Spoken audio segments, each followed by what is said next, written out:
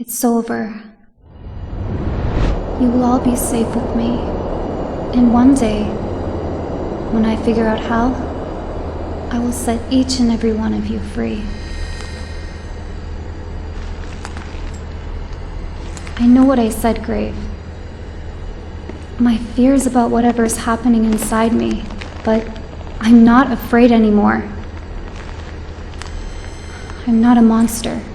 I can control this. Maybe I can even learn how to use it. You have to trust me. Grave, I don't know what happened down there, but you sure know how to make an exit. The whole place has been reduced to dust. Is Boss safe?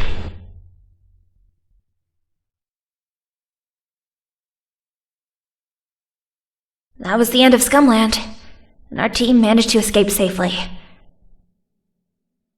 However, we'll need a long time to revive the world that was infected by the seed. And it's still flowing inside Boss. Her fight is not over yet.